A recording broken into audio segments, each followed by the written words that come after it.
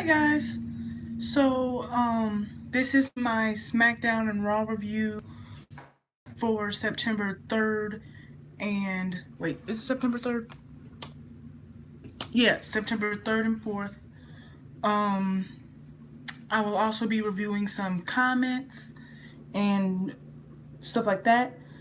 Also little update. I'm going to I will be reviewing the Mae Young Classic on either Wednesdays, Thursdays, or Fridays. So look for that. I will be making a video of it tonight since I'm watching it tonight.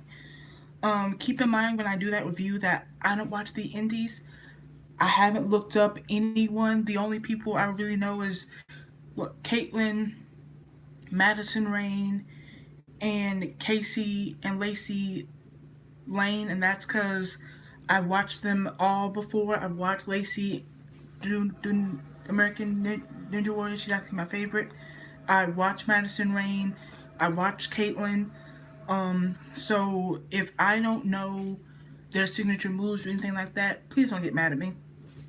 But first let's address the fact that Mickey versus Lita is actually no. You know what? I'm going to do that later on. But I will announce the 3 matches that are confirmed for Evolution. Alexa versus Trish, Mickey versus Lita, and Toni Storm versus, I think her name is Io Shirai, I think. Don't get mad at me. I will probably learn it tonight. And that match is the Mae Young Classic Finals. So those are the 3 confirmed matches. Then we will most likely have Nikki versus Ronda as the main event, Brie versus Maurice, the NXT Women's Title match, most likely Kari and Shayna. Then the UK Women's Title match that's going to be defended, the SmackDown Women's Title, and we're also probably going to have a whole bunch of other matches as well. So yeah, the ones after Toni and Shirai aren't confirmed, but they're most likely happening. And then for the Super Show, this is the card as of right now, as of today. Undertaker versus Triple H, John Cena, and Bobby versus Elias and Kevin, AJ versus Joe, the WWE title. Daniel versus The Miz went against a future WWE title shot. Shield versus Braun, Dolph, and Drew. Bellas and Ronda versus the Riot Squad. New Day versus The Bar, SmackDown tag titles. Naomi and Asuka versus the Iconics. Cedric versus Buddy for the Cruiserweight Championship. Charlotte versus Becky, SmackDown Women's Championship. So basically a glorified house show with a few stakes. And who knows, maybe they'll add a couple more matches, because I know that they'll probably want Alexa, Mickey, and Bayley and Sasha on the show as well. So who knows, there'll probably be more. But let's get into my review. First I'm going to start off with Raw. The Bellas did a mini interview before Raw started saying how they're happy to be back together in the ring on Raw. And the last time they had a tag match was August 3rd, 2015. Then they were asked about the rude comments that the Riot Squad said about them. And Nikki said it was basically hate and they're used to it. And all it did was make them stronger and make her want to kick their ass even more in their match and beat them. Brie said nothing is more empowering knowing she's a warrior than taking a break from WWE, giving birth, having a baby that's healthy, then coming back to kick some ass. Brie said Mama's gonna knock you out, and Nikki said haters gonna hate, Bella's gonna ball. Very happy that this was the first match of the night, but it made sense considering how much the Bellas and WWE have been promoting their return, so wasn't that surprising. I love both of their gears. And Nikki's shoes were awesome. We know that Nikki loves her Nike kicks, but she also loves her high brand fashion, and she loves mixing that with her WWE brand. So Nikki's shoes was Nikes that had Fearless on them and was covered in the Louis Vuitton logo. So perfect, so Nikki, I loved it. um, the Bellas got a good pop when their music hit. So to the people that say, "Oh, no one cares about the Bellas anymore," huh? Clearly you're wrong. They've been getting big reactions since they came back at SummerSlam. So clearly they're still very relevant and a lot more over than you thought they were. So um I feel like this was a really good match. I feel like people, of course, when it comes to the Bellas, literally use Bree's two messed up spots as a way to bash the whole match. That match was fucking fine other than those two spots. The match was good. It told a good story. In my opinion, it put over both teams. But, of course, because it's the Bellas, you guys have to focus on two spots that were more likely going to happen because of Bree's in-ring rust and nerves. But whenever your fave does something exactly like that, there's always an excuse. And I say that because y'all know who I'm talking about. Just saying. Nikki did great. I loved her working the arm of Sarah, and this really made me want to see Nikki in a one-on-one match against the Riot Squad. So yeah, really excited for Nikki to have singles matches on Raw. With Brie, you can tell she started training a few months ago, and she needs to work on her timing, and she botched her first suicide dive to Sarah only, but they covered it up really well with Sarah attacking her right after. And then the second one I feel like was on all three of them because Brie didn't get enough distance and her foot caught the rope. So she had to try her best to like reach out to still make the suicide dive. And I feel like where Sarah and Ruby went wrong was they weren't close enough to catch Brie and they didn't act quick enough. So yeah. So yeah. But in my opinion, I've seen way worse. And like I said, Brie's been out of action for a long time. And I feel like she probably wanted to do those spots because her and Brian are probably doing a big high risk spot. So she probably needed practice. And now she knows she needs to work on it. So, I mean, let's not act like the Bellas suicide dives aren't great. Because they are. They're probably the only divas other than Sasha, for real, that do actual suicide dives and can actually hit it and catch themselves if need be. So, let's not over freak out about two mess up spots that were likely going to happen after you aren't in the ring for 3 fucking years. And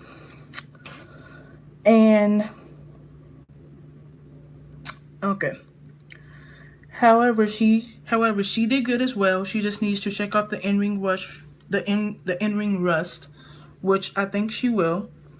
I've definitely liked her Royal Rumble performance better, but I feel like her working with Brian and with more women and her shaking off the nerves, she'll be okay. Especially if you saw her on SmackDown. She was definitely more confident, more comfortable. So, like I said, probably nerves, you know. In my opinion, this match was to see where Brie was in ring wise because Nikki only started this match. Nikki was like in the first 5 minutes, did a couple double teams with Brie, then ended the match. I do understand why though, because Nikki rarely, if ever, has in ring rust, and Brie, we've kind of seen her go like in and out when it comes to in ring work. So this was more for her, which I understand. Especially because Nikki is most likely already working with Wanda and Natty, so she doesn't really need, you know, the type of work that Brie does.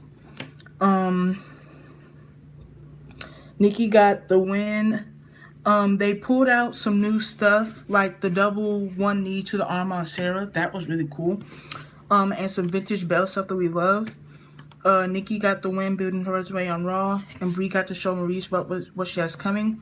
Sarah and Liv also look really good in this match besides a few weird selling spots, but I can't wait for the 6-woman tag at the Super Show. I know that Australia is going to go nuts for the Bellas because the Bellas have one of the biggest fan bases in Australia. Like, seriously. So Nikki got a big ass pop when she won, and the crowd was very invested in this match. So clearly the Bellas return has been going very well so far.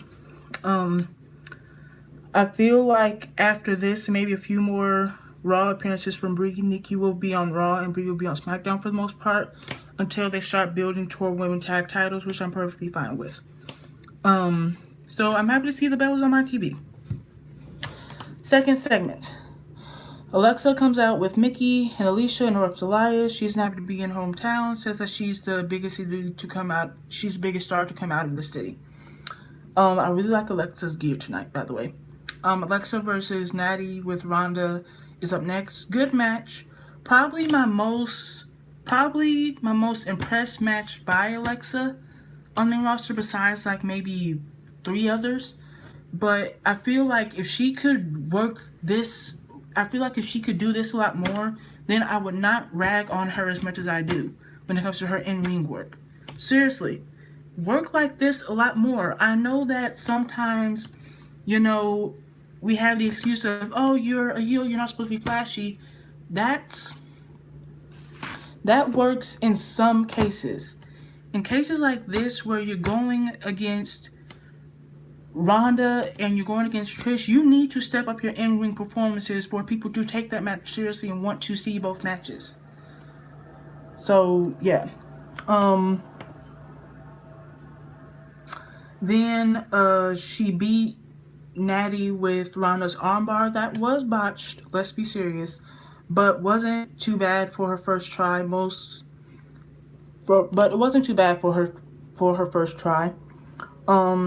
Most likely showing she actually is ready for Ronda. Then Alicia tries to attack Ronda. Ronda throws Alicia, then attacks. Ronda fights back. I think the match will be good, especially if Alexa performs like she did tonight, and Ronda continues to train with Natty. So Natty and Ronda are backstage, and Natty says she's sick of the games, and the Bellas try to make her feel better, but Natty says she's not herself, so she needs a minute and leaves. The Bellas then big up Ronda. Brie saying there's no one like her, and Nikki saying she's going to be the greatest women's champion of all time. Then they say she inspired them to come back to WWE, and if she needs any training partners, they're her girls. Ronda then bigs up Natty, saying she's been great to her when it comes to helping her in the ring and training her. The Bellas said, yeah, Natty's great with in-ring stuff, but if she needs help with anything else, running a business, fashion, writing a book, they're there to help. She says thanks, she'll take them up on that, and she appreciates it. Then the Bellas say, you're welcome, and take care of those ribs. This is definitely a build.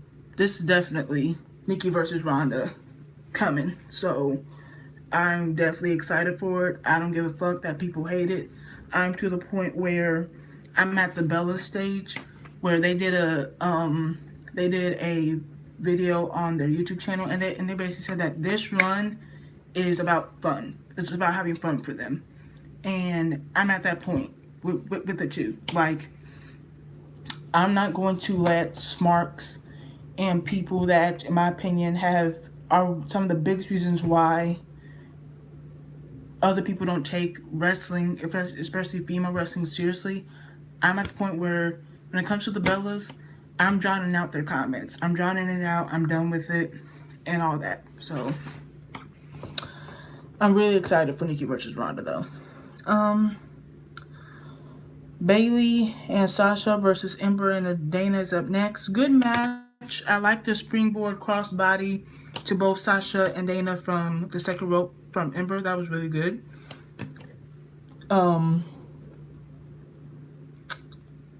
Dana looked good in the ring in this match, and her storyline is helping her get shine in character, so I'm happy for that. Sasha and Bailey get the win. Dana dishes Titus worldwide, saying she's done with them. So really cool. And then Mickey versus Lita one-on-one is happening at the All Women's pay-per-view Evolution. I'm so happy, especially because I've always loved these two in the ring together. And in my opinion, this is WWE redeeming themselves for Lita's last match against Mickey at Survivor Series 2006. So, and then Ronda and Natty versus Alexa and Alicia is announced for next week as the main event of Raw. So, yeah. And I literally saw people, smarks, being so pissed off that Mickey versus Lita is happening. They're like, oh, this pay-per-view should be towards uplifting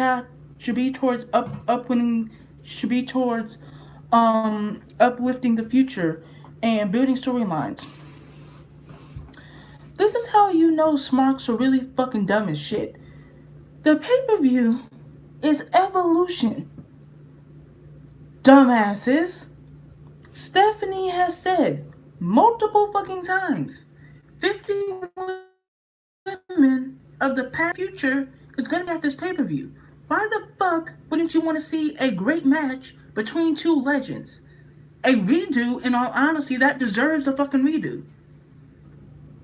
The first of something is never about building storylines. Ever. It's always about putting your dream matches, putting your best matches, putting your most star-studded matches, putting the matches that's going to get the most eyes on the product. That's what the first of something is. The second, third, and fourth of something is when you start building the storylines. Never the first. This is why I say smarks are just fucking dumb, because it's like, what? A pay-per-view called Evolution of the women of WWE, and you thought it was only going to be the women of the future. Just don't watch wrestling. Just don't watch female wrestling. Just stick to the men, because you are... you're just dumb. Like, seriously? Okay. Anyway, SmackDown women's segments. Bree's pop was great. Braniel opens the show with both of them wearing gear. And Brian talks about his special relationship with Connor, which got me to tear up. They're showing the segments of The Miz and Maurice calling them out to punch them in the face while in a clearly empty arena a while before SmackDown started, and they're not amused. Brian says the Miz's like to say they're the it couple, but they're cowards. Miz and Maurice aren't there, but Zelina and Andre are, and they're tired of Braniel whining like babies, so they're going to do what they did last week and beat them. So it's Andre versus Brian. The match is physical as fuck. And by the way, the Bellas have been really good on the mic since returning. Really, really, they have. Their backstage stuff has been good. Their interviews have been really good. And Bree's in-ring stuff has been really good. So, I'm happy with that. Because I feel like Nikki is definitely good on the mic. But I feel like Bree is sometimes iffy. But they've both been really good since returning. So, I'm happy about that. The match is physical as fuck. And I love it. These two work really awesome together. Brian picks up the win. The match was great, and Bree gets her revenge on Zelina doing a Bree mode on the knee, which, oh my god, it gave me fucking whiplash just watching her do it. And like I said, Bree looked way more comfortable on SmackDown than she did on Raw, so like I said, she's probably still just having to shake off nerves. The Miz and Maurice are on screen, and they taunt Braniel, saying they won't find them at SmackDown because they're on a date. So they'll have to wait till Hell in a Cell, where they'll embarrass Braniel again, and Braniel's annoyed. Braniel is then leaving the arena, saying they're up for Italian food, and that there's an opening at the restaurant that Miz and Maurice was at. I love them. They're so freaking funny. Well, I don't love them, but like, if I've never been a person that was able to get into Brian or Bree as a couple like that on WWE TV, but this storyline and what they're doing with them is definitely helping me. So yeah. And then Becky and Charlotte sound off on their rivalry. Becky says being Charlotte's friend was a full-time job, managing her insecurities and having to constantly reassure Charlotte how good she was being able to carry the Flair name, sorry. Becky says she doesn't care about that anymore. All she cares about is getting her title back and being at the top of the SmackDown Women's Division where she belongs. She says Charlotte is standing in her way, and she doesn't care how she gets the title. All she knows is it's coming home with her. Charlotte then mocks Becky, clapping, saying she's finally seeing that straight fire that Becky's been talking about for so long, and that she's gonna wish her well at Hell in a Cell. She says when she looks across the ring in 2 weeks, she's not going to see her best friend and the person she spent all the time with, and that Becky wasn't second best in the friendship, but she is second best in the ring and she can't handle it. Becky then calls her delusional and says she's trying the title for her because Charlotte's never going to see it again. Charlotte says what's Becky's excuse going to be when she can't beat her, and Becky smiles. Really great segment. Love this feud. And I'm going to get more into it because the SmackDown guys on AfterBuzz are fucking annoying me. Like, my God. Naomi versus Peyton is next. The Iconic duo do a promo making fun of Naomi and no one having her back. Quick match. Naomi wins. Iconics attack Naomi. Then Asuka returns to make the save for Naomi. And then that's what sets up the Iconics versus Asuka and Naomi at the Super Show. Then a match against The Miz is up for grabs, and if Miz doesn't compete tonight, he's not welcome back via the GM Paige. And I love Paige as GM because she is not afraid of no one. She doesn't take no one's shit, and she puts them in their place. Like, Paige was able to do to AJ what Corbin wasn't able to do for the Shield. And it's funny as shit to me. R-Truth is looking for Carmella, but gets harsh words by Miz and Maurice. He wants a truce so that Carmella can accompany him to the ring against his match against The Miz. He does that by getting Carmella fired up about Maurice, saying Maurice called Carmella Staten Island trash. Carmella says, trash? That blonde Barbie bimbo wants to call her trash. If she wasn't married to The Miz, she would be bagging groceries in Montreal. Carmella has more talent in her left pinky than Maurice does in her entire uncoordinated body. Carmella wants to tear her bleach blonde hair out of her head and feed it to her. Carmella is in the corner in the main event tonight, and they come in together doing R-Truth's theme song. Brand comes out and distracts The Miz, and R-Truth throws him up to get the win. Bryan attacks The Miz. Maurice runs away from Brie, but Brie catches her and she's about to do Brie mode. Then Zelina attacks her while Andre attacks Bryan, allowing Miz Maurice to escape. Braniel then gets the upper hand, locking on the yes locks while looking at Miz and Maurice up the ramp. And by the way, their freaking yes locks are, can you guys see it? Oh, damn it. Can you guys see it? Their yes locks are so freaking awesome. I love how they're different, but they're really freaking good. I love that. But, yeah, so great week for the women. Great week for the women. Really, really great week. I know that some people may be weirded out about Carmella being a face. Me personally, I feel like she came off really great.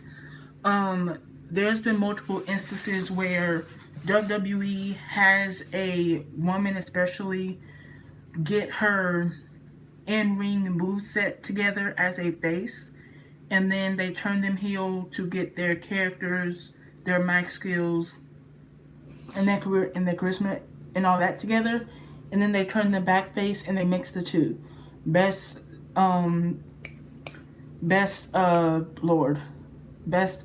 examples: Nikki, Charlotte, Naomi, Trish, Lita, Mickey, Michelle even,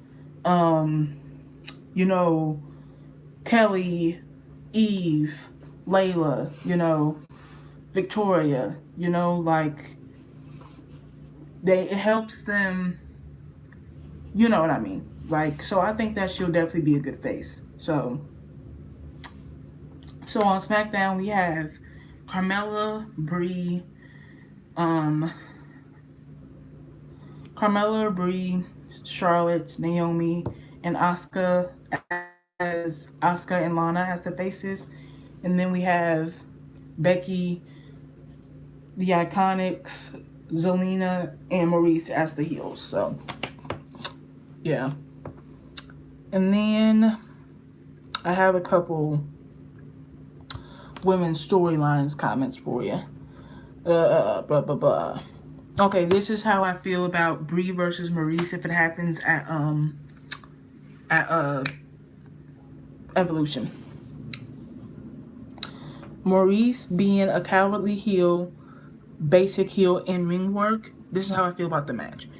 And Brie being an underdog and making a comeback, then the match will be fine. Like if they stick to what they're good at, the match will be okay. As long as they aren't overzealous and trying to be something that they're not, the match will be fine. Like I said, it's not going to be Nikki versus Natty or Charlotte versus Sasha, but it will be the best possible match that it could be with those two in the match. I watched their matches from when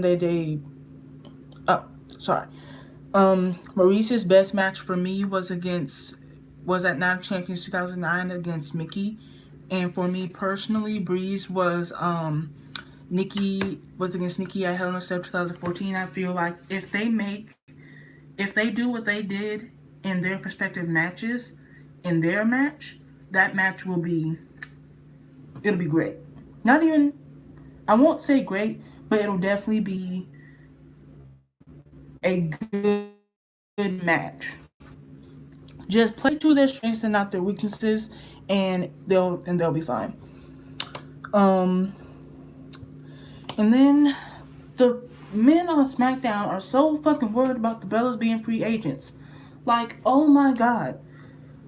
First of all, it was said a long fucking time ago that Nikki was a free agent and Brie wasn't in the draft, so she's a free agent by default. Stop fucking worrying about it. Seriously. And then when it comes to Brie's suicide dives on Raw, I bet Brie needs to get as much practice as possible with those dives. I'm sure there's a big spot planned for Hell in a Cell that involves Brie and Bryan hitting simultaneous dives. Perfectly logical, perfect explanation. I definitely agree. And also, this is when it comes to motherfuckers being pissed off that Women of the Past is coming to Evolution. Did you miss the 50 women from Then, Now, and Forever line Stephanie was so proud of when she made the announcement? There will be plenty of nods associated with this show as a nod to the women who were part of the Attitude Era and the Divas division.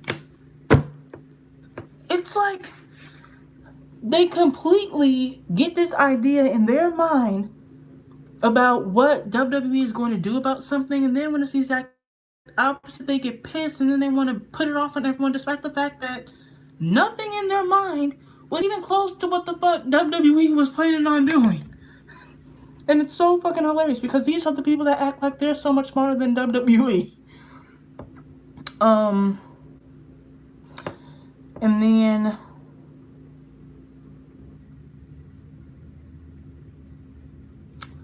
this is how and then someone basically called the Bellas abominations, said that they should have put over the Riot Squad, basically said that they're only popular because of John and Bryan, and that they're sucking their way to the top. This was a response that I felt like, in my opinion, explained my feelings perfectly. Look, I get not liking the Bellas, but an abomination. They've been in the business for the Divas and non-Divas eras and fit in both. I hardly see that as an abomination. They should have put over the Riot Squad tonight. Do you watch the show? I'm pretty sure every returning debuting act finds a way to go over whoever they're up against. All that they're known for is living in the shadow of their husband and ex because they can't wrestle. You're one step away. You're one step removed from the you suck Cena chance, which is basically trying to say you are only at the top because you are fucking John, despite the fact that they're in a relationship for 6 damn years. It's not just her fucking him. They're in a relationship. They're engaged. They're gonna be married. But smarks don't realize that. But then when you can put that on their fave, they want to get pissed off and call you a bitch. Go figure. Why do they use those moves? Because he's pissed off that Brie uses Bryan's yes kicks, despite the fact that she's been doing that since fucking 2014. Get the fuck over it already. Because people mark out for them. I do not believe that the Bellas slept their way to the top or that they lack talent. They're not my favorites, but I respect the hustle that they've put into what they do, the loyalty they've had for the WWE product, and the respect they have for the business. But I guess that's them ripping off another John Cena gimmick. Pretty much I agree. People have, when it comes to the Bellas, the arguments people have, the counters to those arguments, everything they're going to say in between. What they can't handle is when someone comes back to them with logic. Because I've been on that site twice, and I've read those comments 4 times. And that person still has responded to that comment. Because they can't argue with logic. They can only argue with personal feelings. And it's so hilarious.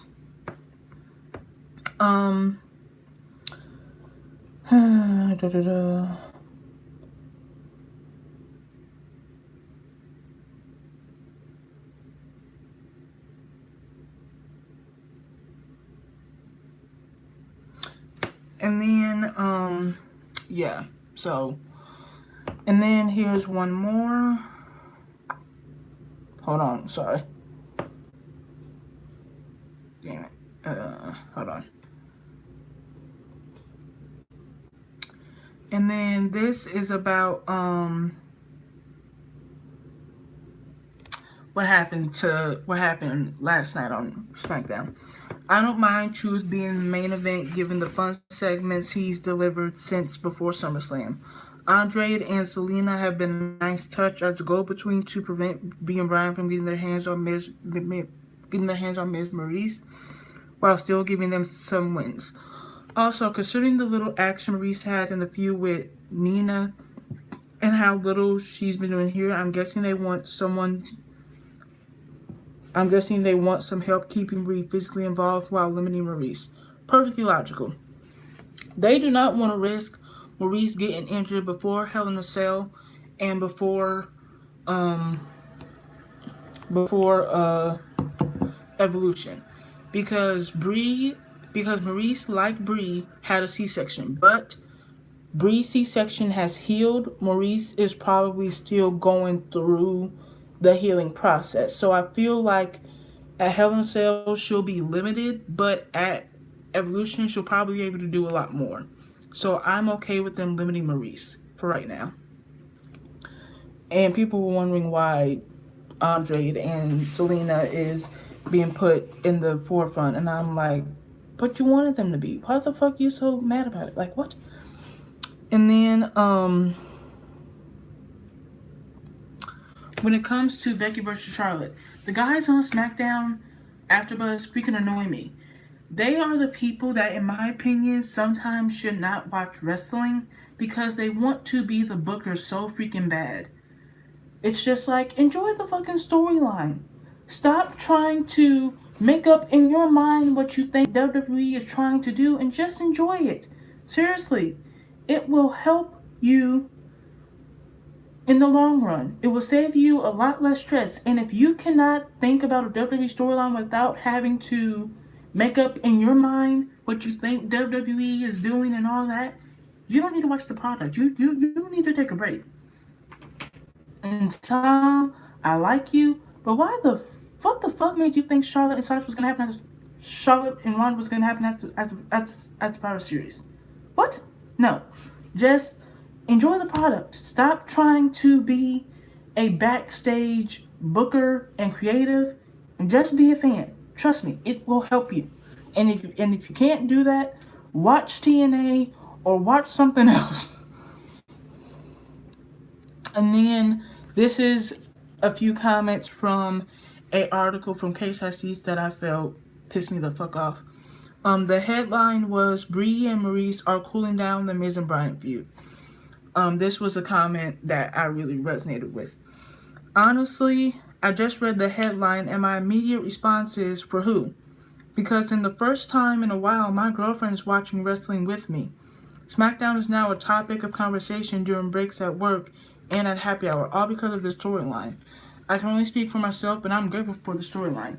This article was basically Smarks being upset because Brie and Bryan and because Brie and Maurice are in the feud, despite the fact that Maurice played a huge part in the match at SummerSlam, despite the fact that Brie is playing a part in the storyline, despite the fact that we get great matches and more promo and more character development for Zelina and Andre, despite the fact that we can get more people involved in Andre Truth, and despite the fact that we can get more people involved with R-Truth and Carmella. Like, people are literally only backing this because two women that they hate in Brie and Maurice are in the storyline, despite the fact that them being in the storyline makes sense and is logical. And it's like, these are the same people that want women's wrestling to be taken seriously, but because this feud isn't all out blood so fucking quickly, they're losing their minds. And it's just like, once again, you guys shouldn't watch WWE. Watch ROH or Shimmer or something, because you're going to give yourself a heart attack. Seriously. And then this, I totally agree with. Smarks would burn programs. Smarks would burn through, and this, in my opinion, shows how hypocritical Smarks are, and I don't really have to explain it because it says it all right here.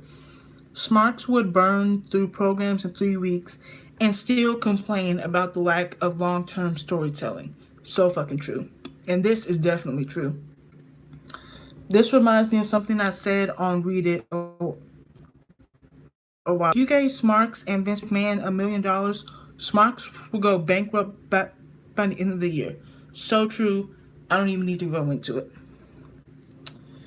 And then this is my final comment for this video. That has to do with the article that basically said Brie and Maurice are the reason why the feud sucks, despite the fact that that's not true, and that they're helping the feud, and that they're helping people want to see the feud continue. He says, I don't mind it. WWE has a lot of pay-per-view events coming up. They played Daniel Bryan versus Miz at SummerSlam. Maurice got involved. So now we're progressing to Brie having Bryan's back. The mixed tag is on a B pay-per-view. It's a mid-card feud, not in a cell, and gets us to the Super Show where SmackDown and gets us to the Super Showdown where Daniel Bryan and The Miz will fight again with the title shot on the line. If we didn't have a mixed tag here, we'd be getting 3 straight Daniel Bryan versus Miz singles matches at a pay-per-view in a month and a half. Not ideal. So true. These Smarks literally complain about long-term storytelling. They're the same ones that want WWE to rush cage matches, to rush Hell in a Cells, to rush something because they don't like who's in it, or because they think in their mind that they're their fans or is messing up their favorite. And it's just like, you're a fan. Stay being a fan. You are not a booker. You are not creative. You are not any of that. You are a fan that watches the product in your fucking mom's basement. Keep it there and leave the actual shit to the professionals that's been doing this for years upon years upon years. Leave it to the people that's helped made the WWE the top wrestling company in the world. And if you can't, like I said, stop watching WWE because you're going to give yourself a heart attack. So, yeah. And also, the mixed match challenge is back. I think I'm going to be reviewing those as well. I probably gonna start when that starts. I'm going to review that most likely with my Mae Young Classic. So yeah. And here's how the week of September 16th is gonna look. September 16th is Hell in a Cell. Raw is the 17th. SmackDown is the 18th. Then the Mixed Match Challenge is right after SmackDown. Then the Mae Young Classic is on the 19th. Then the Mae Young Classic is on Wednesday. Then Total Bellas is on the 19th. So, whole hell of a lot of shit going on the week of Hell in a Cell. So, I look forward to that. So, and let's start. Let me read you guys the teams. For Raw, we have Alexa and Braun. We have Bobby and Sasha, Finn and Bayley, Jinder and Alicia, and Kevin and Natalya. Then on SmackDown, we have Miz and Asuka, Jimmy and Naomi, Lana and Rusev, AJ and AJ Styles, and Charlotte, and R-Truth and Carmella. So I'm really excited for this. And then, Lord have mercy, what was I going to say? And then I will be doing Total Divas reviews. And I will also... Oh, Lord, I'm tired. Sorry. And then, on Friday or Saturday, I am going to do my pay-per-view talk where I talk about my predictions. Well, not my predictions, but who I want to win, my final thought on the build-up and all that. So, I will see you guys either tonight or tomorrow. Later.